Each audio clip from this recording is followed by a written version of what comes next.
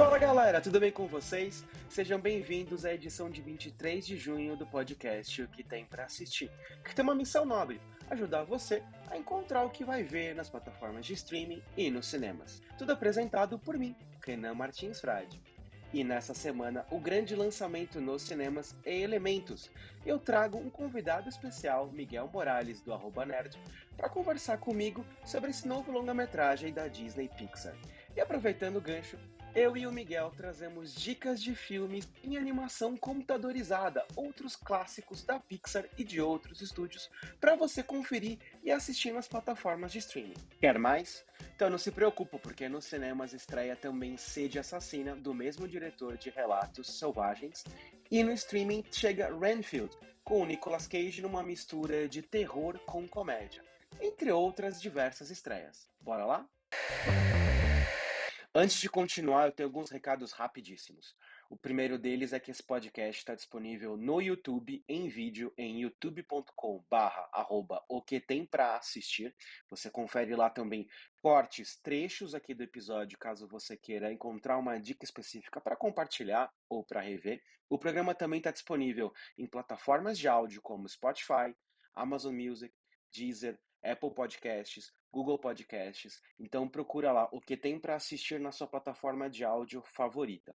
Também fica o pedido para você seguir, se inscrever no canal no YouTube ou seguir o podcast nas plataformas de áudio, dar o seu joinha, as suas 5 estrelas e também indicar o programa para outras pessoas que querem encontrar filmes para assistir nos cinemas e nas plataformas de streaming. Assim você ajuda a nossa palavra a encontrar mais pessoas e encontrar mais gente que vai achar esse conteúdo interessante. Além disso, todas as sugestões que eu trago aqui estão com os links para você clicar na descrição do episódio. Não encontrou algum filme específico? Então, clica lá no link na descrição do episódio que fica mais fácil para achar. Começando pelas dicas entre os lançamentos da semana no streaming. E a primeira novidade que eu indico para vocês é Desaparecida, que está chegando agora na HBO Max. E o filme é uma continuação espiritual, não em roteiro, não em trama, mas em fórmula de Buscando.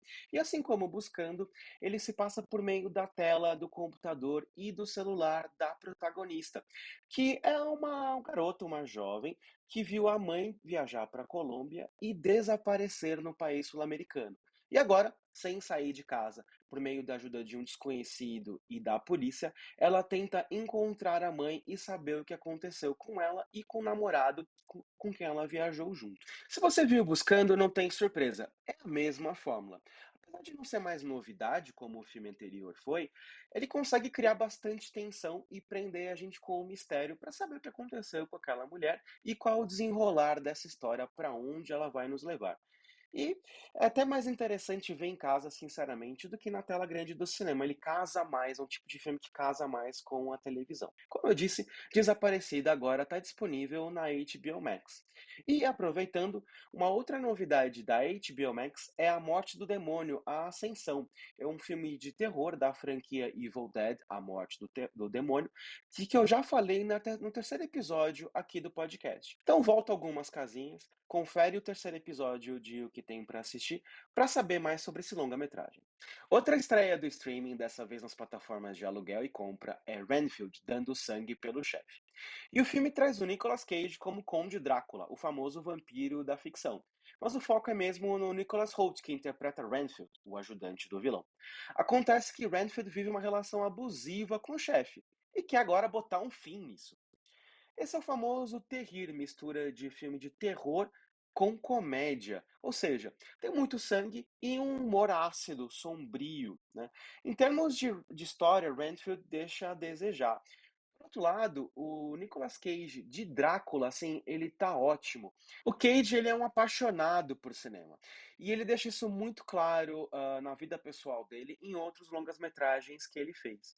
E em Renfield, Ele tá incrível, assim, como Drácula, porque ele traz a carga de outros atores que interpretaram o personagem no passado, como o Bela Lugosi, junto com a peculiar interpretação que ele tem, que a gente já está acostumado de outras produções. E esse mix funciona muito bem, ele claramente está se divertindo em cena, e o filme acaba ganhando muito com isso, acaba ficando muito mais interessante pra gente que é espectador, né. Agora, se você não é muito fã de filmes com muito sangue, com membros decepados e coisa assim, foge de Renfield. Agora, se você gosta, e se você gosta disso atrelado ao humor, bom, já encontrou. Esse é o filme perfeito para você. Renfield, Dando Sangue pelo Chefe, como eu disse, agora está disponível nas plataformas de aluguel e compra. Então você pode alugar ou comprar em Apple TV, Google Play, YouTube Filmes, Claro TV+, e loja Prime Video. Vamos agora aos lançamentos da semana nos cinemas, começando por Sede Assassina, longa-metragem estrelado pela Shailene Woodley e pelo Ben Mendelsohn. E a história se passa em Baltimore, onde na véspera de Ano Novo, um sniper mata quase 30 pessoas aleatórias com seus tiros. Agora, o investigador-chefe do FBI, que é o Ben Mendelsohn, conta com a ajuda de uma policial com passado problemático, que é a Shailene, para descobrir quem é o assassino.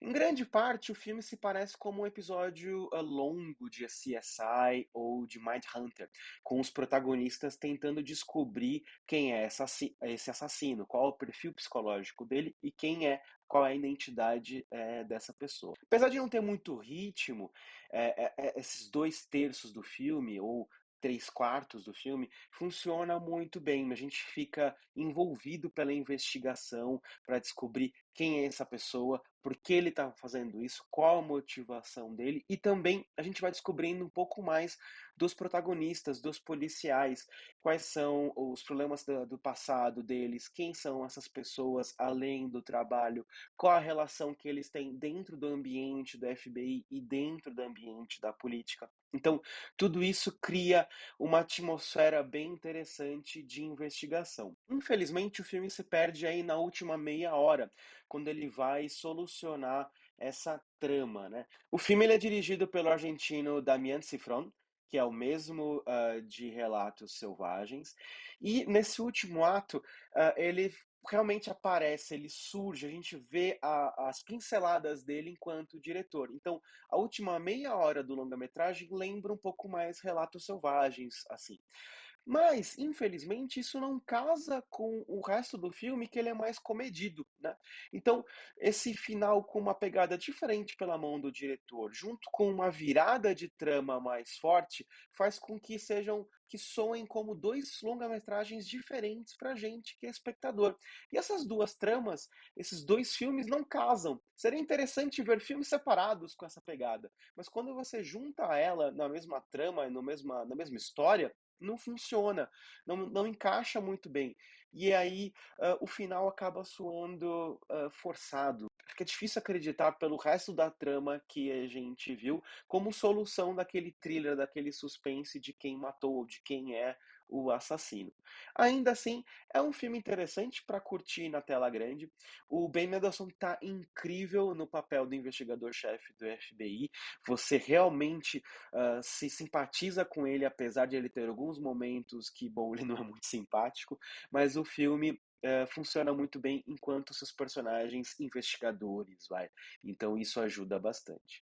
Se você bota na balança e soma prós e contras, Sede Assassina tem mais lados positivos, tem mais pontos positivos do que negativos. Então fica a dica de assistir ao longa-metragem agora, está em cartaz nos cinemas. E chegamos à grande estreia dessa semana nos cinemas, que é Elementos, o novo desenho animado da Disney e da Pixar. Infelizmente, eu não pude estar presente na exibição do longa-metragem para a imprensa, mas eu trouxe um convidado que esteve lá e vai poder contar tudo para a gente. Inclusive, é o primeiro convidado desse podcast estreando essa possibilidade que a gente tem aqui, que é o Miguel Morales, que é editor da Arroba Nerd, e por coincidência ou não, acabou de voltar da França, ele estava em Annecy, no mais prestigioso festival de cinema de animação do mundo, e traz agora pra gente toda essa expertise, todo esse conhecimento de cinema e de desenhos animados. Seja bem-vindo, Miguel.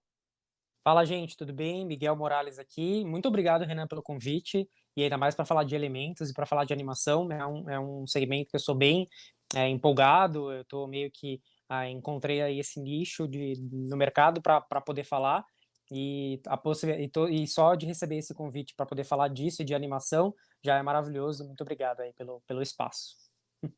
Eu que agradeço, Miguel. Mas conta pra gente de Elementos. Qual é a história do filme?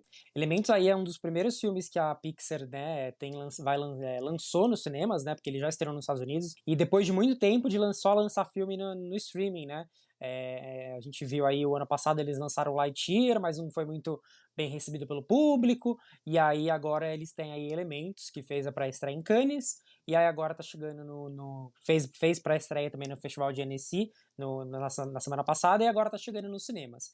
Mas aí para quem, né, tá curioso para saber o que é Elementos, um pouco da sinopse aí para vocês. O filme se passa na cidade Elemento, que é um local onde habitantes de fogo, água, terra e ar vivem numa certa harmonia, né?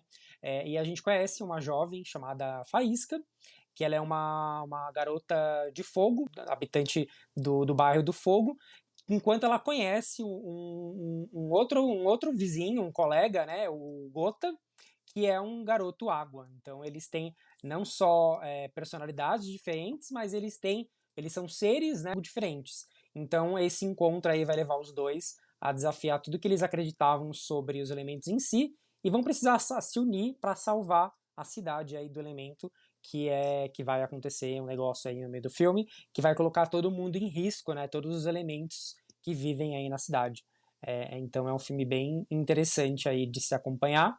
E tem direção do Peter Sun, que ele acabou dirigindo o Bom Dinossauro, e aí voltou para trabalhar junto com a produtora Denise Ham, que veio para o Brasil para Comic Con, inclusive, e aí eles estão lançando um novo filme aqui no Brasil. E você comentou, Miguel, que o filme estreou uma semana antes nos Estados Unidos e em outros países.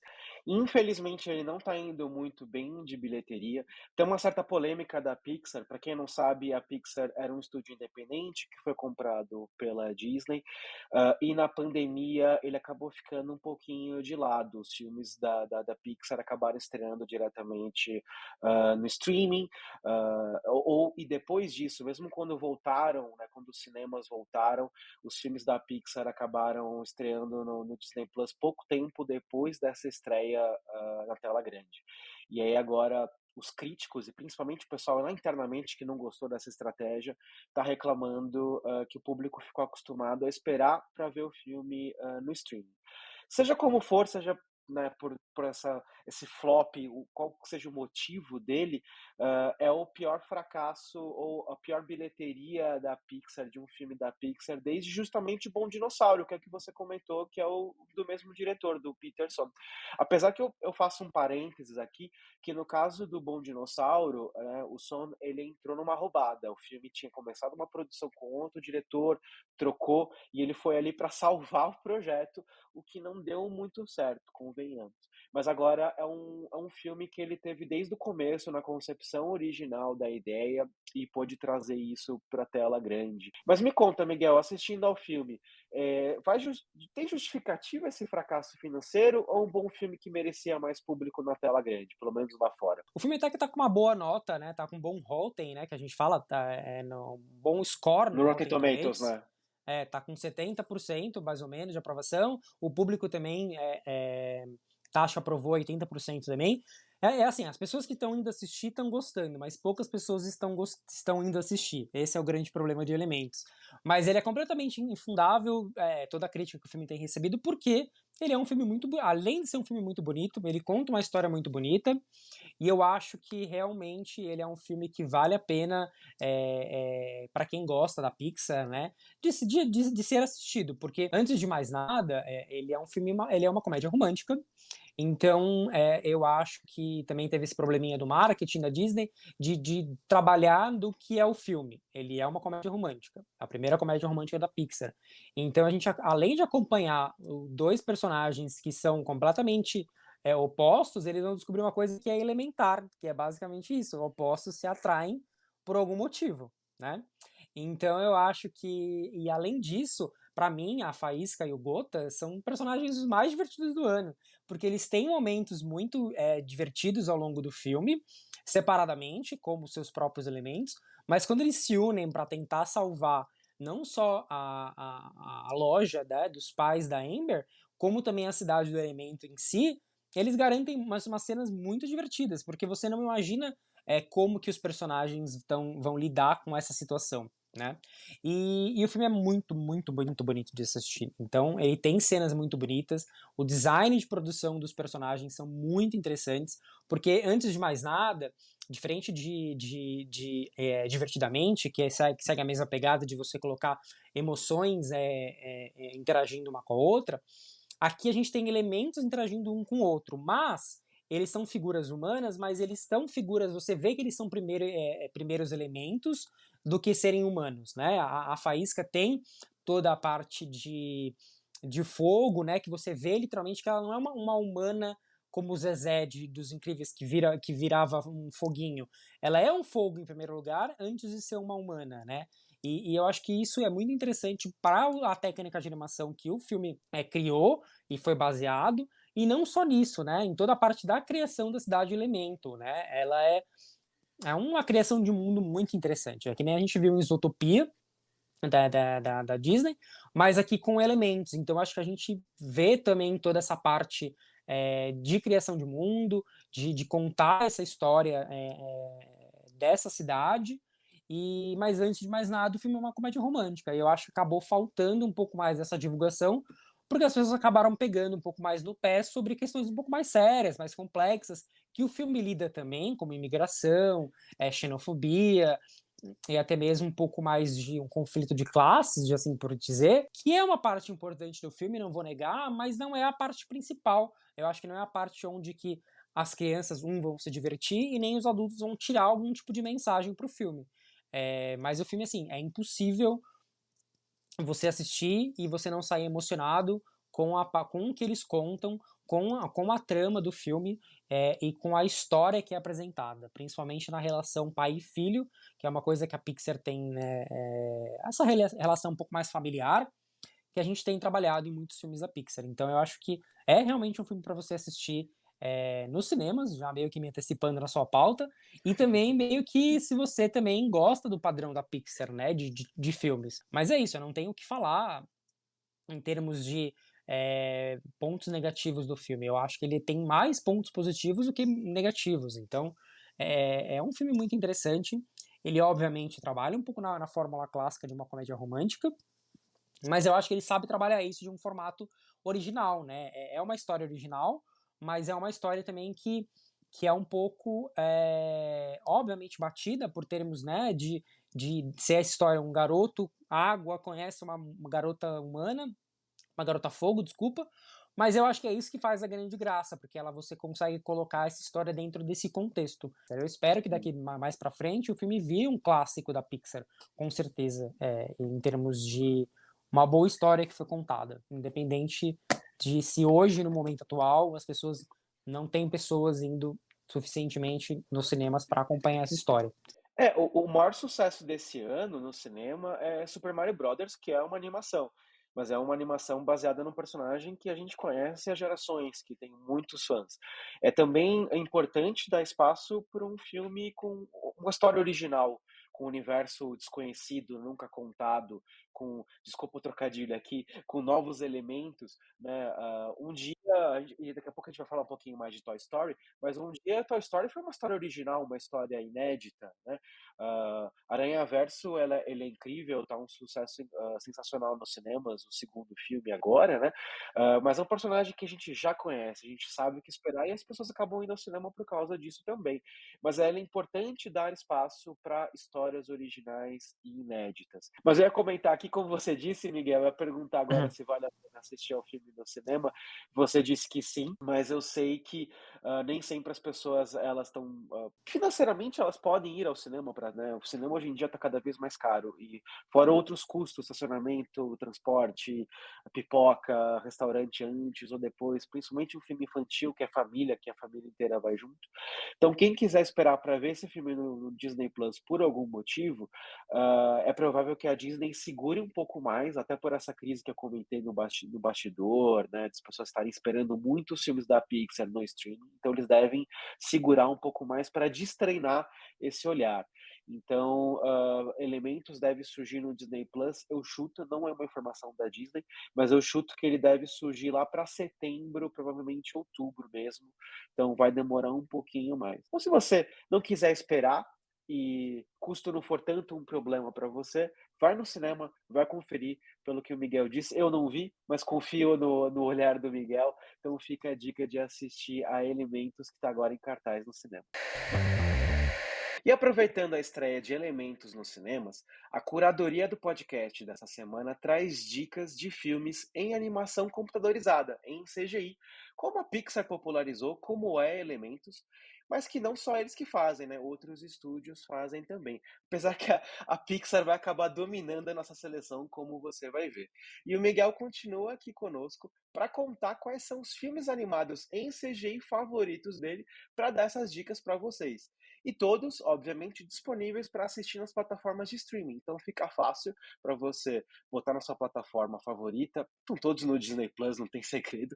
E o Miguel, como convidado, começa com a curadoria da primeira dica dele. Qual que é, Miguel? Olha, a minha primeira dica que eu acho que para você, se você quiser embarcar no mundo da Pixar, com certeza é Os Incríveis.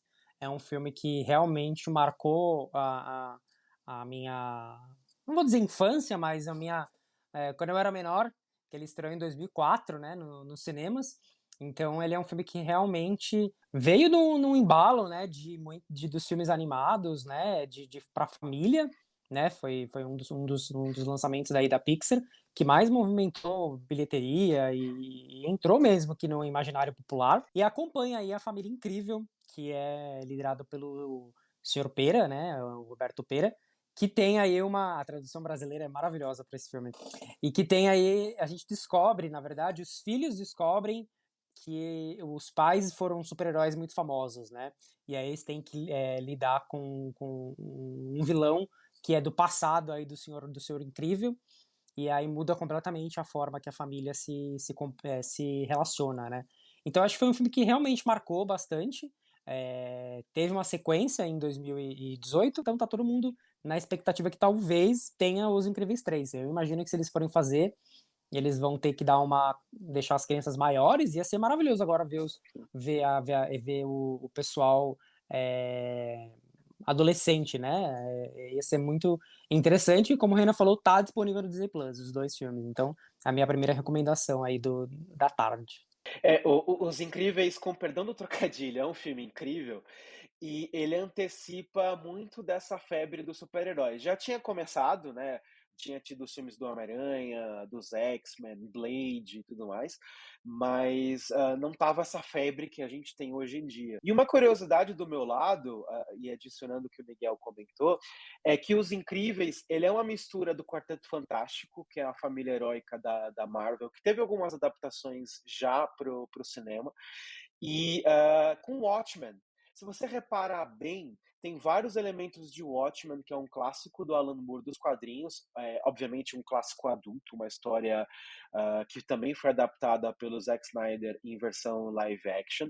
E Os Incríveis é uma versão para a família, para todas as idades de Watchmen. Tem os super-heróis do passado que se aposentam por pressão do governo, que depois retornam, tal. E aí nesse retorno vira que meio que um quarteto fantástico, assim. Para quem conhece um pouco mais de quadrinhos e quiser rever Os Incríveis, tendo como parâmetro essas duas referências, talvez encontre características diferentes no filme que não tenha percebido, né? Mas como o Miguel disse, Os Incríveis está no do Disney Plus, um ótimo filme para assistir. A minha primeira sugestão nessa curadoria aqui é Toy Story, de 1995, e é um filme marcante porque foi a primeira animação computadorizada longa-metragem que estreou nos cinemas, né? Foi o primeiro filme da Pixar também, e foi anos e anos de envolvimento, foi o grande projeto que eles tiveram para mesmo romper essa barreira que ninguém tinha feito um filme totalmente em CGI para cinema, né? Tanto é que por isso que são brinquedos, porque era mais fácil naquele momento de produção fazer brinquedos em computação gráfica que fossem mais verossímeis do que de repente pessoas. Se você reparar, o primeiro Toy Story quase não aparecem humanos, né? É basicamente nos brinquedos ali. E, o filme, acho que todo mundo conhece a história, mas para quem não conhece, né, são os brinquedos do Andy, que ganham vida quando ninguém está olhando, e, eles vivem um certo equilíbrio ali, uma paz que é quebrada quando chega o Buzz Lightyear, que é um brinquedo moderno e novo, e que acha que é um aventureiro espacial de verdade, e acaba quebrando toda essa paz que reinava ali. Só que a partir disso começa a surgir uma grande história de amizade dele com o Woody, né, que é um brinquedinho tradicional que o Andy tinha. O filme ele tem um lado interessante que eu posso trazer aqui desse longa-metragem, que se você não reparou bem, os brinquedos que o Andy tem, em sua maioria, são aqueles tradicionaisões, assim, que não era da minha geração, né. Eu sou de 84, quando, o Toy Story foi lançado em 95, eu tinha 10 para 11 anos. Aqueles brinquedos de soldadinhos de chumbo, mesmo o Mister Potato Head não era muito da minha época. O Buzz já era, né. Então, se você perceber bem, ele é meio que o John Lasseter, que era o diretor, meio rabugento, meio que reclamando dos brinquedos modernos dos anos 90. Mas a partir disso, ele faz uma história muito legal sobre amizade, sobre união, sobre nostalgia, que ela é universal. Então, a minha dica, aliás, para quem já assistiu e agora tiver tendo os próprios filhos, sobrinhos, netos, apresentar o Toy Story para as novas gerações. É um filme que a gente tem que passar de era para era, assim, de geração para geração, porque ele é muito relevante e ele tem uma história, como eu disse, que é muito maior do que aquela geração dos anos 90 que era criança naquele momento. Toy Story, para variar, está disponível no Disney Plus. Você tem alguma coisa para comentar, Miguel? Você é mais novo que eu, né? Você acabou, acho que você não pegou muito quando Toy Story foi lançado no cinema, né? Eu peguei, nossa, foi um dos marcos, assim. Eu não lembro de ter visto no cinema, mas eu lembro que realmente foi uma coisa muito. Ah, é o primeiro filme, né? E ainda mais porque naquela época a Disney estava meio que. Era a época né, da Renascença, né, que a gente chama hoje, que eles estavam Sim. super focados em Pocahontas, Rei Leão, estavam saindo do sucesso de Aladdin. Então, meio que a galera acho que não tinha ligado caído a ficha de quão interessante que era Toy Story, né? Então, para mim é um marco do cinema, a relação do Woody com o Buzz aí, não é por nada que a gente vai ter mais um quinto filme, né? Então, para mim é um Pois dos é. melhores, para mim é uma das melhores parcerias assim do cinema, com certeza. É um dos filmes também meio queridinhos para mim também. E aproveitando que você comentou, Miguel, das animações da Renascença da Disney, para quem quiser animações clássicas em acetato e em stop motion também, no segundo episódio, o dia que tem para assistir, que o tema é a Pequena Sereia, eu trouxe uma curadoria com animações clássicas em stop motion para assistir no streaming também. Então, para quem quiser essa pegada mais original, digamos assim, de filme animado, de desenho animado, é só conferir lá. Mas, Miguel, continuando, o seu segundo filme, qual que é? Qual a sua segunda dica? Olha, a minha segunda dica talvez seja um filme não é muito, eu acho que ele tem uma fanbase muito, específica, não vou dizer que ela é grande, mas eu acho que ele é quem gosta, gosta muito e ele acaba, eh, foi um filme também bem interessante. Uma pena que ele foi lançado depois do Toy Story, então eu acho que ele não chegou a cumprir a essa expectativa, que é o Vida de Inseto, mas é um filme muito, muito legal. Ele é muito interessante em termos de foi lá que a gente consegue ver a Pixar meio que, tipo, usando a sua plataforma para contar uma história sobre mais do que ser um desenho animado para criança, né? Porque a gente acompanha aí uma colônia, né, de formiguinhas que acaba meio que sendo que eles vivem, né, sendo dominados aí por um gafanhoto que faz eles pagarem, né, as coisas. E aí uma formiga aí chama a Flick, ela vai tentar meio que juntar um bando de insetos para poder voltar a atenção, né, voltar o domínio da colônia para as formigas, né. É um filme também que foi dirigido pelo John Lasseter, né, que era o presidente da Pixar até um tempo atrás, depois saiu do estúdio envolvido por algumas questões polêmicas, mas é um filme que também que colocou aí a Pixar no mapa, né? E que também continuou a tradição aí da Pixar em trazer um filme que gerou um boca a boca, né? E aí foi bem nessa época também que a Disney estava saindo da época que a gente estava falando até agora, da Renascença, né? Então é um filme bem importante pro estúdio, que não é muito lembrado, eu acho, mas é um filme que marcou também a minha infância, porque foi um filme que era uma coisa bem. Foi um grande lançamento aqui no Brasil, pelo menos que eu lembro. O Vida de Inseto ele é bem importante, porque ele é o segundo, como você estava dizendo, né, ele é o segundo filme da Pixar, e enquanto Toy Story foi meio que para provar um ponto de que era possível, o Vida de Inseto é para criar uma fórmula, né? Esse processo que a gente tem hoje dos filmes da Pixar, que demoram 5 anos para serem produzidos, eles acabou sendo sedimentado com o Vida de Inseto. Criar uma linha de chão, uma linha de fábrica de produção de vários filmes foi a partir daí. Então ele também, para quem gosta de acompanhar a produção, os bastidores do cinema, tem esse lado também. E o Vida de Inseto ele está disponível no Disney Plus, né, como todos os filmes da Pixar. Fica a dica de assistir porque ele é bem bacana.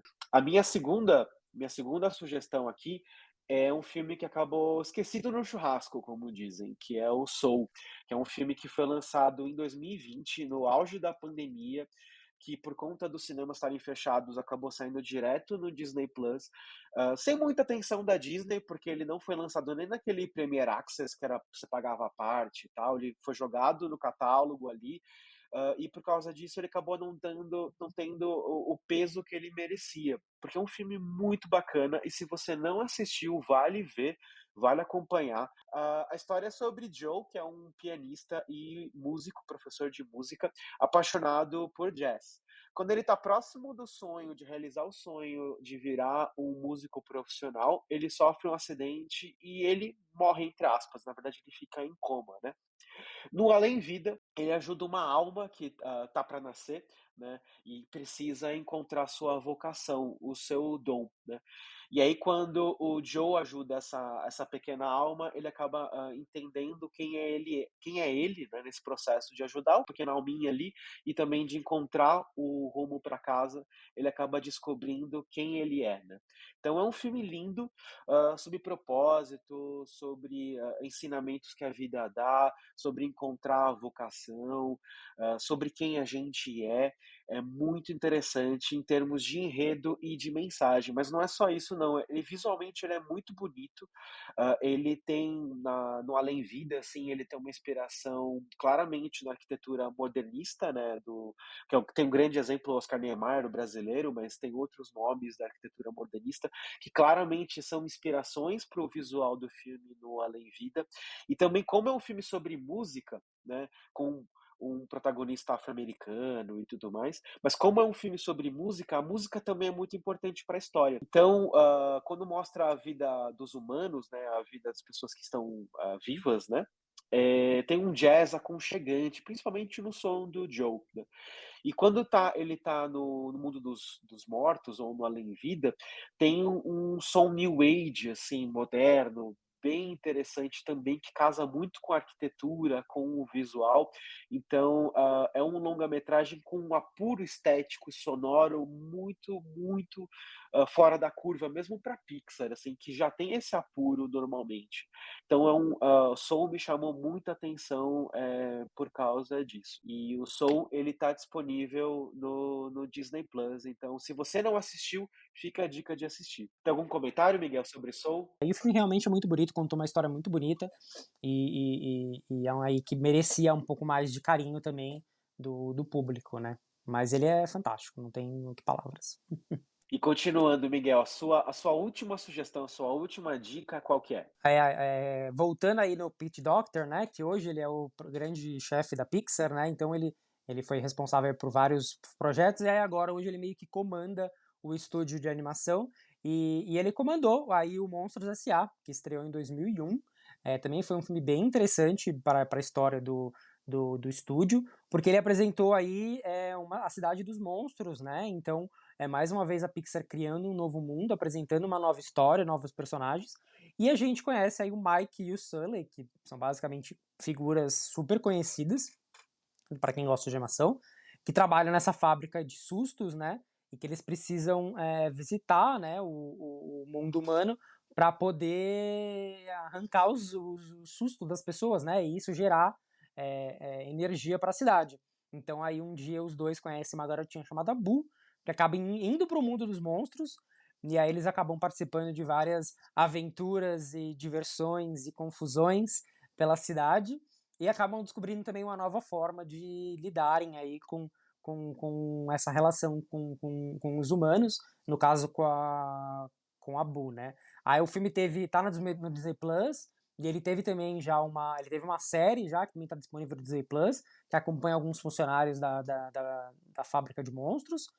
E teve também um prequel, né? Um filme prequel, que foi o Universidade de Monstros, que não foi muito bem, mas realmente tem aí a Pixar quis trabalhar, né, nessa franquia, que realmente é uma das mais famosas do estúdio também, né? Então é um filme que eu super recomendo, tem piadas muito boas. Eu acho que foi um dos primeiros filmes que eu vi já numa fase um pouco mais velha, que eu entendi os duplos sentidos das piadas. Ele é uma animação para criança, mas também tem as piadas muito boas, né, para adulto, e é um marco para mim também, junto com outros filmes do estúdio. Mas Monstros S.A., conte comigo para tudo, porque é um dos grandes aí da Pixar.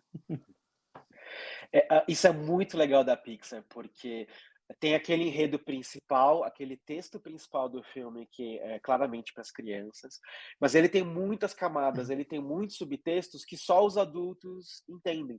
Então isso não é um problema para as crianças, não está levando nada demais para o público infantil, mas são coisinhas ali dentro da história que os adultos riem, as crianças não, e isso é muito legal, porque são filmes que são realmente para a família, né?